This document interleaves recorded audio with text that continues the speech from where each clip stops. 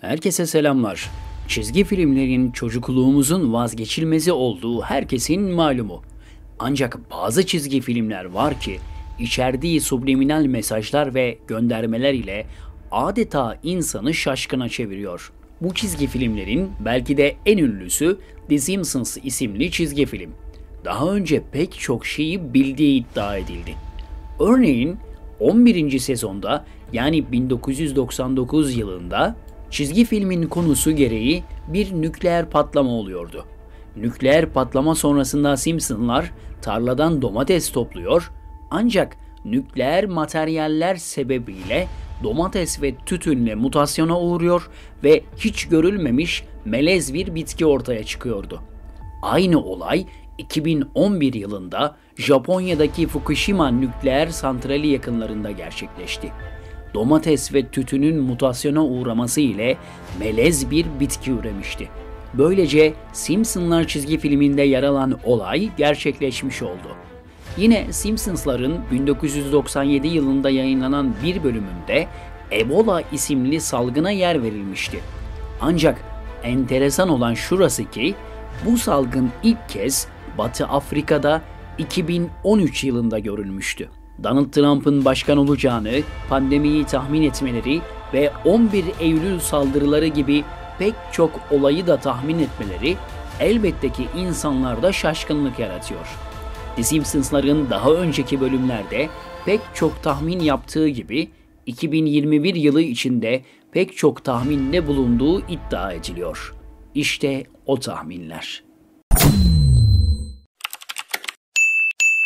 Simpsonslar 2020 yılı tahminlerinde de pek çok ortaya çıkan olayı doğru bildikleri iddia edildi. Mesela adeta insanlığa koca bir yılı zehir eden pandemi gibi. Simpsonsların 1993 yılında yayınlanan bir bölümünde Japonya'da Osaka Flu isimli bir virüs yayılıyor ve tüm dünyayı etkisi altına alıyordu. Japonya'da bir fabrikada paketleme bölümünde çalışan işçilerden biri müdüre hasta olduğumu söyleme diyerek kutunun içine tükürüyor ve kutunun üzerinde ise Homer Simpson'ın ev adresi yer alıyor. Tabii ki gideceği ülke Amerika ve üstelik bu virüs kargolar aracılığı ile tüm Amerika'ya yayılıyordu. Tıpkı çizgi filmde olduğu gibi Trump dönemi Amerikan hükümeti de pek çok kez Çin'den gelen kargolar ile virüsün dünyaya yayıldığını iddia etmişti. Simpsons'ların başka bir bölümünde ise Beyrut patlaması ile ilgili göndermeler var. Dizinin bir bölümünde Homer bir dükkandan patlayıcı satın alıyor ve eve götürdüğünde yanlışlıkla yanan patlayıcı bir anda alev alıyor. Ancak enteresandır ki Lübnan'da çıkan patlamanın görüntüsüyle Simpsons'larda çıkan görüntü hemen hemen birbirinin aynı. Üstelik sadece bu da değil. İkisi de bir liman yakınında ve üstelik uzaktan gösterilen iki görüntü de birbirine çok benziyor. Dünya üzerinde milyonlarca kişi bu görüntülerin birbirine benzemesini Simpsonların bu olayı da bildiğine yordu ve paylaşımlarda bulundu. Simpsonsların 2020 yılı içinde oldukça önemli göndermeleri bulunuyor. Küreselciler dünya üzerindeki hemen tüm dinlerin ilk olarak içinin boşaltılmasını arzu ediyordu. Bunun için yıllarca algı operasyonları yaparak çalışmalar yürüttüler. İlk hedefleri Hristiyanlıktı ve büyük ölçüde de başarılı oldular. Bugün Hristiyanlık dinini adeta bir gelenek gibi yaşayanların ya da sadece söz ile Hristiyan olduğunu söyleyenlerin sayısı oldukça fazla. Tabi bununla birlikte asıl hedef ise her zaman İslam dini olmuştu. İslam dinini de birçok koldan içini boşaltmak adına ellerinden geleni yaptılar. Dinler arası diyalog bunlardan bir tanesiydi.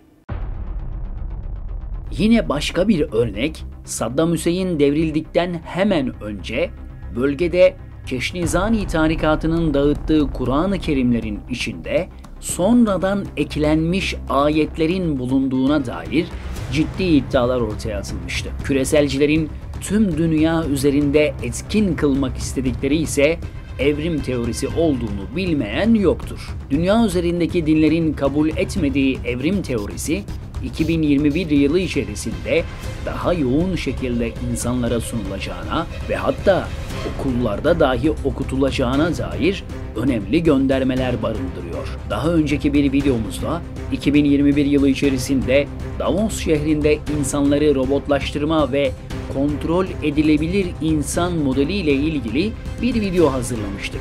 Yakın gelecekte transhumanizm projesi ile hayatımızın hemen her alanında yapay zeka robotları görebilmenin mümkün olacağına dair önemli çalışmalar olduğu artık bir sır değil. Simpsons'ların bir bölümünde ise tam da bu konu işlenmiş.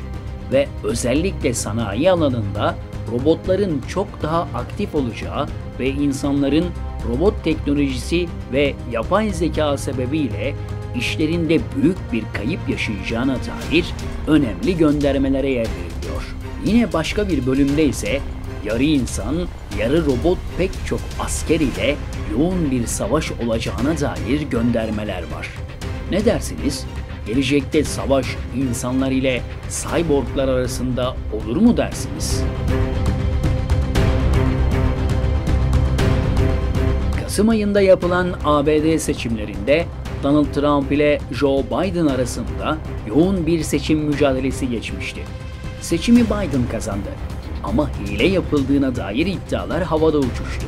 Seçimin galibi Biden dense de Trump halen daha hileli bir şekilde kazandığını savunuyor Biden'ın. Simpsons'ların bir bölümünde aynen bu konu işleniyor ve 2021 yılı içerisinde ABD'de yapılan seçimlerin hileli olduğu ortaya çıkacağına dair önemli göndermelere yer veriliyor. Simpsons'larda yayınlanan bölümde seçimlerle ilgili olarak hilelerin yapıldığı ve ölü insanlarla hayvanların seçmen olarak kaydedilip seçimin kazanıldığına dair tahminler var.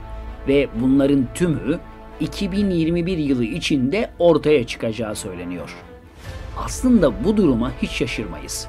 Çünkü Trump'ın avukatları harıl harıl seçimlerde hile yapıldığına dair açık aramaya devam ediyor. Bugüne kadar Simpsonslar çizgi filminin pek çok tahmini doğru çıktı. Ancak doğru çıkmadığı halde sanki çıkmış gibi propaganda da yapıldı. Bunlara rağmen çizgi film halen en çok izlenen ve takip edilenler arasında.